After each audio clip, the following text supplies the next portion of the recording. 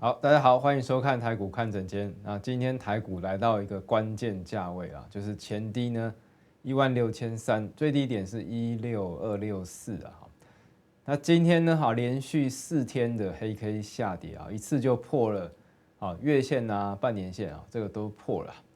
那现在重点就是看前面这个支撑啊。不过因为现在是一个均线纠结的状况，所以半年线一跌破呢，也有可能过2天又站回去。好，所以第一点这个地方不能够再跌破，破的话呢，要马上站回去啊。那最好呢，量能可以再提升一些啊。那比较好，比较稍微好，可以对盘势没有那么差的这个状况就是呢，这2天 AI 股稍微有一些止稳。好，昨天 AI 是直接早盘就冲了哈。那今天呢，AI 股也相对来的抗跌。那这个最弱势的族群呢，已经有买盘有这样子一个支撑的状况下呢，其实整体来说，今天量能也没有杀出来，那盘后看筹码呢，还是偏空啊，这个还是比较偏空一些。但是呢，如果它是一个区间整理啊，这如果是一个区间的话呢，其实这个地方以这个散户小台来说，或者一些其他筹码来说，区间还没跌破，那筹码变得比较偏空状况下呢，还有救了那就怕是呢，区间一旦跌破破个2天3天站不回来，筹码仍然是偏空的话，那就真的麻烦所以接下来3天呢特别要注意第一点能不能够守住。那当然要看今天晚上美股美股今天晚上如果表现又不佳的话呢，假设啦，我推测明天如果直接开低的话，开低必须要马上拉起来你不能够等到中场过后，那个大家都已经都砍了，都人走茶凉了，你才拉就没有用了所以看起来这个护盘呢还没有使出全力还没有使出全力，因为台币现在汇率走弱所以呢外资都在砍全指股。你看今天外资砍了多少？外资今天卖台股卖了300多亿主要就是卖全指股。所以呢，全指股在台币弱势状况下呢，等于跟外资硬去这样子买卖把它抵消掉了。那实际上没有达到一个护盘的作用。所以现在护盘呢，主要护住一些中小型的股票因为你看其实今天的这个股票虽然跌100多，跌200多点我把它放大一点你看今天涨跌幅的这个股票呢，跌幅股票跌停板一只跌停板一只，然后呢跌超过5%的几只，8只加跌停板一只9只，9档股票跌超过半根停板而已然后涨停板的股票呢，当然这扣除掉一些量太小的了涨停板的股票一档一档涨停板，然后呢涨5%以上的只有1、2、3、4、5、6档一个涨停就是涨半根停板以上的6档，然后跌半根停板以上的9档。说实在，这个涨跌幅没有说差异很大，只是今天因为跌得很散你会觉得你手上股票大部分都是跌的。今天基本上所有的族群除了 AI 之外都在跌除了 AI 有反弹之外，那 AI 呢确实也是比较弱势所以拉这个比较弱势的股票呢在攻，然后强势的被出货，然后强势跌下来。这整体结构上看起来就是一个护盘的结构护住最弱势的啦然后维系一些盘面的人气，但是呢也不攻就硬撑在这里也不攻了。所以以这样子一个护盘的手法看起来我觉得这个地方要快速拉抬没有这么快因为就只守不攻这个护住这个最弱势的，然后呢台币又在弱势，所以现在护全指股没什么作用等于买卖互相抵消掉而已所以既然是采取守势以黑手角度来说，采取守势的话，这个地方必须要守住因为前面呢这边撑了1、2、3、4、5撑了5次，16300点这边都是撑住的。那现在呢算第一次打下来回到前低位置，只是说呢这个上升的这个趋势从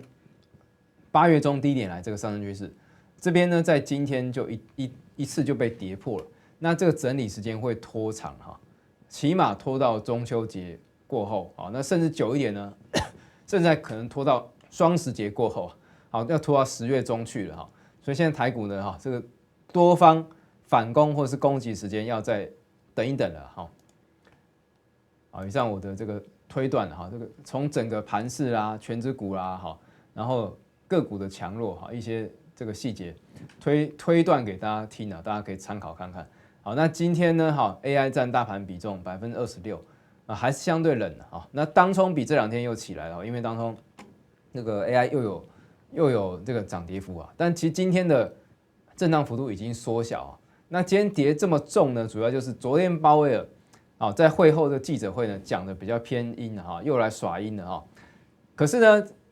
我们看 FED Watch 哈，今年其实再升息的几率呢，好像也不高。然后呢，他昨天讲说，明年明年本来预期会有4次的降息，好，现在看起来可能2次降息而已，好，所以明年可能一样维持在高档利率，好一段时间，利率会不会维持在同样可能5%上下的这样子一个状况？那10年期公债的这个殖利率呢，也来到升息以来的高点了那10年债殖利率走高的话呢，对于哪些类股不利？对于高科技类股、高本益比的这个股票，去年呢，跌最重的就是这些高价股，高本益比的这个股票呢会被下修了因为买这个无风险公债，一年就是4.4%的利率那你去买那些有风险的状况，不见得有这样的绩效那有些人这个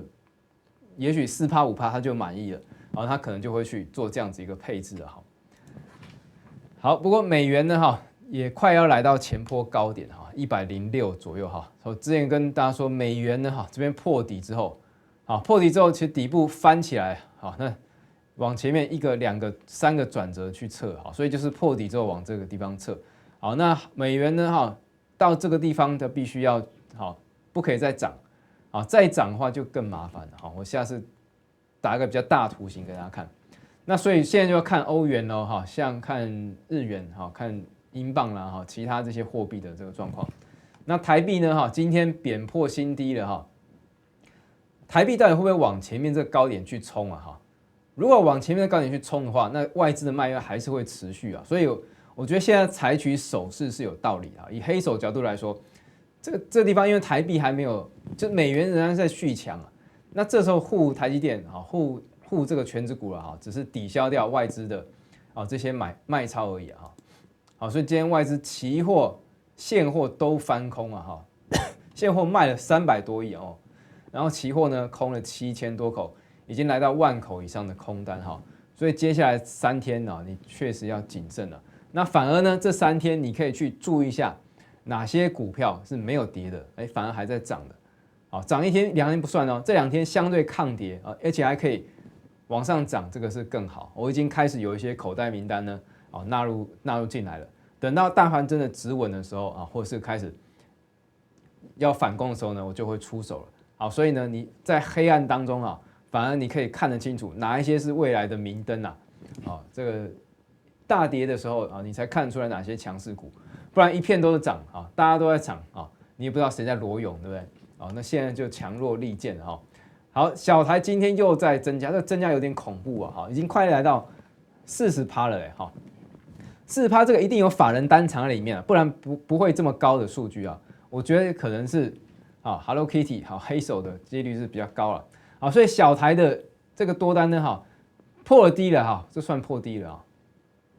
破低一点点那明天呢如果又翻回去没事，就变成又抄底抄对了抄成功，所以明天到下周一的这个表现呢是非常重要那我建议呢在这个阶段你除了要把一些这个股票纳入你口袋名单之外呢你也要去做一些适时的资金的调配这个地方我就觉得你要大幅度抄底，你一定要做好一些风险的控管，否则你这个地方把部位控好，资金控好之后机会一定是你的好，融资的这个余额呢始终不退，今天晚上看一下有没有掉下来。那指数往下创低指数往下创低呢还没有破破前低的这个位置，但是呢，我看这个收盘价创新低哈，收盘价创新低啊，这个就是有点不是太好看的哈。那明天很重要，跟到下周是非常重要的。好，那自营商呢看不涨了卖出买权看不涨，然后呢买了卖权 buy put 大概快到10000口了但是你说这个是非常偏空吗？也不至于啊，就是一个中空的格局不到说强力看空以自营商的角度来说，那自营商通常一定是顺势操作。今天这种盘，我觉得这个 put 没有来到10000口以上，这个也没有来到10000口以上，已经是我觉得有一点这个算手下留情的啦不然自营商通常一定是顺势操作这种盘这可能都是两边都加到10000口甚至15000口以上。好，那周选择权呢变成看压力了所以下周三之前16500点以上又是压力好，那下面支撑呢16001啊16000点15900所以16300一破的话，马上很可能就看到16000了然后今天已经收盘收在16316点了。好，所以这2天的美股呢至关重要。不过美股这个也是不太好这个说实在，鲍威尔的这个就是昨天这个谈话嘛，看起来也不是一个新的利空大家早就猜到说他这一次应该就不会升息，只是呢大家都这样觉得不会升息，他稍微讲的偏阴一点那就摔下来了昨天也跟大家预告说你要提防这讲的偏阴一点大家本来就没有预期说不会升息，没错嘛可是明年呢明年只降息2次所以就是利率会维持在高档，维持一段时间好，然后纳斯达克呢昨天这一根黑 K 下来的一次就打到100天线。好，以纳斯达克来讲，还是长多格局啦。我觉得多的格局没有改变，但是呢，这边如果 A、B、C 下跌的话，的回档也是蛮凶的可能要再破到13300点以下。好，所以在美股的4、5日之后，纳斯达克既然走出这样子一个比较偏弱势，那就要小心美股的期货结算完之后这样子走所以必须要赶快站回去大概月线以上的这个位置。那包括了像 NVIDIA 走弱跌破月线现在可能要往这个缺口去测。第一个关卡红棒低点支撑测不住就要往缺口这个地方测。然后呢这2天才刚 IPO 的 ARM 也是直接往下走弱这个孙正义也是找了很多人找了很多韭菜来入股之后呢那也卖了一个不错的价格但这2天这确实是走弱就比较不太好所以半导体科技类股我觉得还有的时间整理了好，那大盘走势呢这也是这一波够呛翻红之后呢直接翻黑下来直接 A 型反转这就 A 型反转，直接这个反弹都没有超过100点超过100点我这个图就会画出来直接这样破下来，所以这一波呢必须要出现一个像样的反弹那如果重点就是在这个地方这个地方如果一破的话那就真的麻烦了那我也认为这边应该会守住了因为你想想看，如果是要走这样 A、B、C 下跌的话，要跌在哪里？你自己算一下，算出来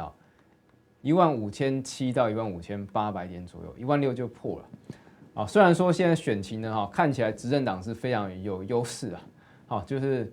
民调一直始终保持领先，但是我觉得还是要守一下这不会让它往下破尤其快到选举很多变数很难说所以底部呢还是认为这最好是撑在这里打双底双底之后再慢慢往上爬，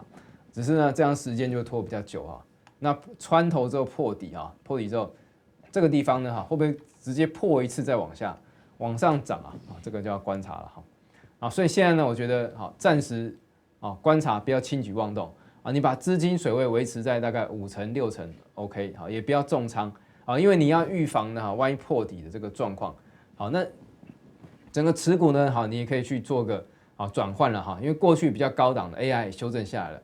那现在强势股呢其实都有一些征兆，有些在底部的股票像大摩估计呢有一些已经在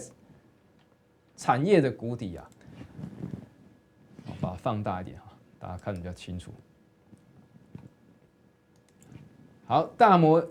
这个图形呢，每一阵子就更新一次啊，大家常看到这个图，对不对？但是它有去 update， 像什么？像记忆体啊，